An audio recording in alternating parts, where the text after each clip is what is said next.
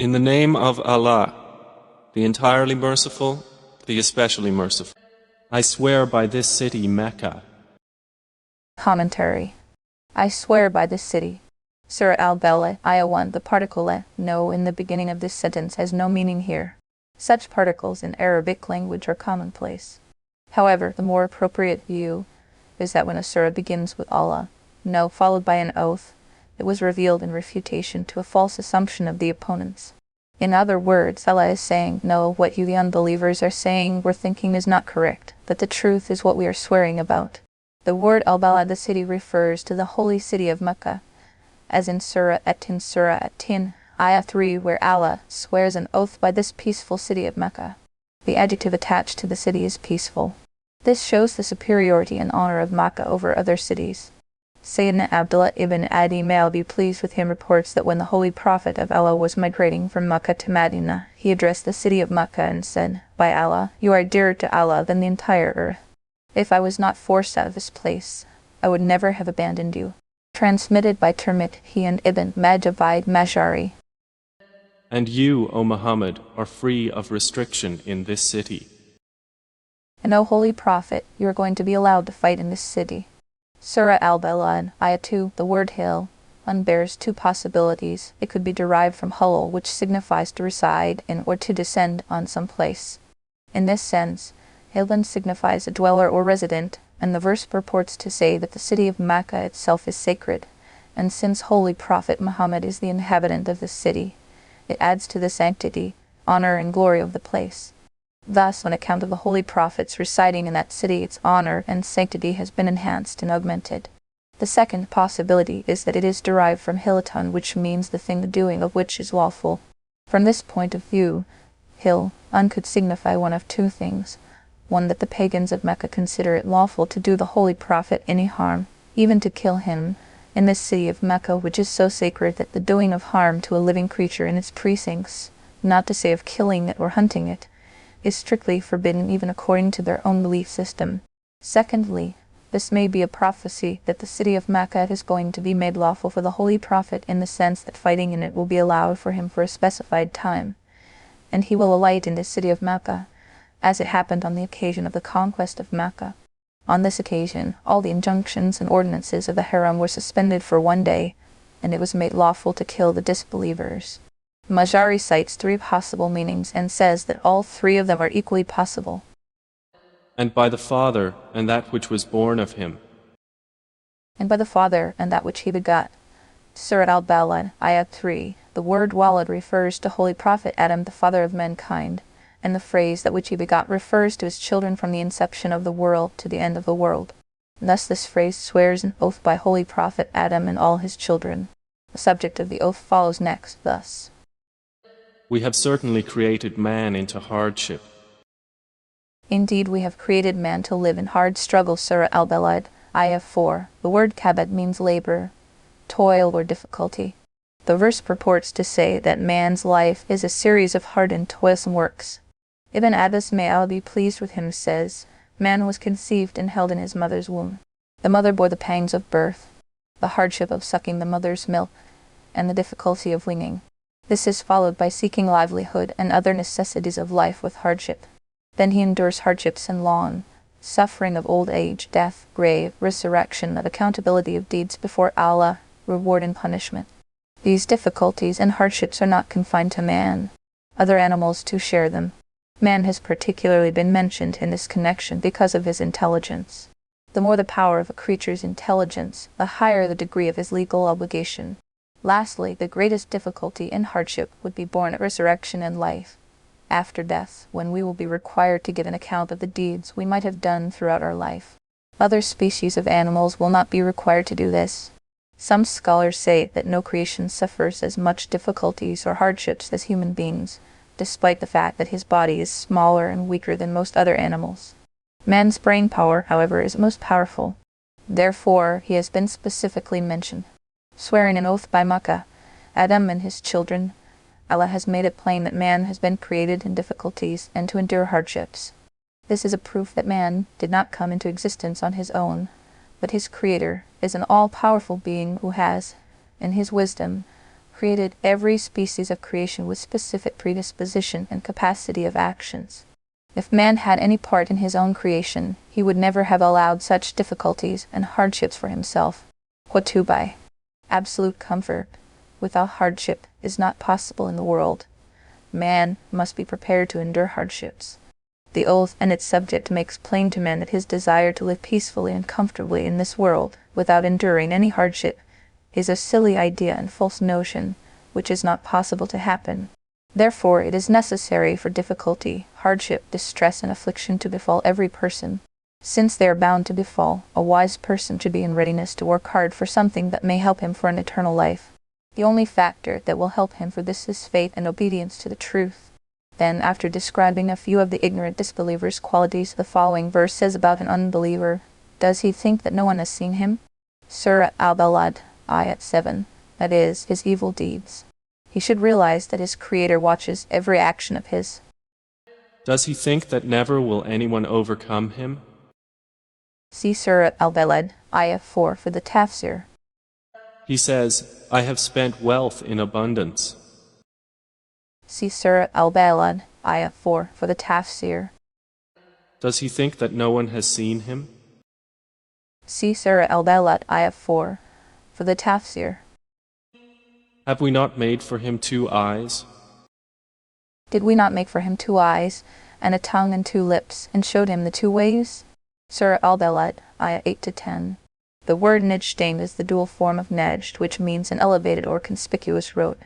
The word Nejdain signifies the 2 high and conspicuous ways of good and evil, or of success and destruction. The preceding verse pointed out the ignorance and heedlessness of man. He thinks that Allah has no power over him, and that there is no one watching over his actions. The current verse mentions a few of the organs and abilities that Allah has endowed him with. If he reflects carefully on these endowments, he will appreciate his infinite wisdom and power within himself. He has a pair of eyes. The optic nerves and tissues are rather delicate. They send nervous impulses to the brain when stimulated by light rays from external objects. The structure of the eye itself is most delicate. Each eye consists of a hollow, spherical capsule eyeball, made up of several layers and structures. It is set into a socket in the skull, and is protected by eyelids and eyelashes and eyebrows. It works like an automatic machine. When a harmful object is seen coming from the front, the eyelids close on their own. The eyelashes block the dust from getting into the eyes. The eyebrows help keep things away from falling into the eyes directly from top. The facial bones, especially the orbit eye socket and the cheek bones, protect the eye if one were to fall on one's face or something were to fall on the face. The second gift that man is endowed with is the tongue. This organ, the articulator, is the most amazing and important creation. It is the long piece of flesh fixed to the bottom of the mouth that can represent thoughts of the heart, the automatic and mysterious machine. The heart works in an amazing way. A thought occurs in the heart. The brain interprets it and prepares appropriate topic and words. The words are uttered by the tongue. Such a complex task is performed so swiftly that the listener does not even realize how many systems have worked before the distinguishable sounds, letters, and words were uttered. Nature has equipped man with 2 lips that play an important role in articulating the different sounds, letters, and words. Nature has made the tongue such a swift working articulator that within half a minute it may utter a word which may take him out from hell and admit him into paradise as the word of faith, or may endear him to his enemy in the world, as by seeking forgiveness of his shortcomings. The same tongue within the same short span of time may take him to hell as by uttering the word of disbelief, or may make him his biggest enemy, who was previously his closest friend, as by using obscene language against him. The tongue has many benefits as well as many ways of destruction. It is a double-edged sword that can operate against an enemy, and it can also cut one's own throat. Therefore, Allah has kept it covered within the case of 2 lips. Probably, this is the reason why the pair of lips is mentioned. The Creator, who has endowed man with tongue, has equipped him with a pair of lips in order to protect it. Therefore, he should be careful in its use. He should not unsheath it unnecessarily. Allah has equipped him with a pair of eyes, a pair of lips, and a tongue, and has equipped him with the ability to distinguish good from evil and right from wrong. Thus, then inspired it with its instinct of evil and piety. Surah Ash-Shams, Ayah 8. Thus, in the first instance, man receives guidance from his own conscience. This is supported by the guidance of the holy prophets and celestial books that clarify it. In sum, an ignoramus and heedless person, who denies the power of the Omnipotent, should look into his own being. He would be able to observe his attribute of perfect power and consummate wisdom. He should observe with his 2 eyes and confess with his tongue. He has been shown the 2 ways of good and evil, and of right and wrong, so that he may choose between the 2. Obviously, he should choose the good way. In his make-up, there exists the ability to take either way. All these bounties have not motivated man to attempt the steep course. Then the heedless man is warned that he should reflect on the clear proofs and arguments pertaining to Allah's omnipotence, pertaining to the day of judgment, life after death and reckoning, and believe in these articles of faith. This faith requires that man should be a source of benefit and comfort to others. He should abstain from hurting them. He should believe in Allah. He should amend his own conduct and think of reforming others also, so that, on the day of judgment, he may be among the people of the right hand, the inmates of paradise, enjoying a happy recompense for what he has done in this life. The unfortunate ones who persistently denied the truth shall be encircled by the hellfire. This theme has been taken up from this point onward to the end of the surah. Failing to do a few of the good deeds have been selectively described in a unique style. And a tongue and 2 lips? See Surah Al-Balad, Ayah 8, for the Tafsir. And have shown him the 2 ways? See Surah Al-Balad, Ayah 8, for the Tafsir.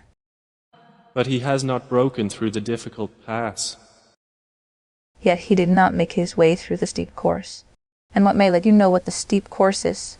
Surah Al-Balad, Ayah 11 to 12. The word Aqaba means hill, high place, or a steep road. It also refers to a low area of land between 2 hills or mountains, that is, a valley. Aqaba helps a man in saving himself when pursued by an enemy by ascending the summit of the mountain, or in escaping by descending into the valley. Here the word Aqaba refers to obedience and devotion. Just as it saves man from an enemy, righteous deeds save man from the punishment of the hereafter. The righteous deeds are as follows. It is freeing of the neck of a slave. Surah Al-Balad, Ayah 13. This is a great devotional act and carries a great reward because it molds a man's life. Or giving food in a day of hunger. Surah Al-Balad, Ayah 14.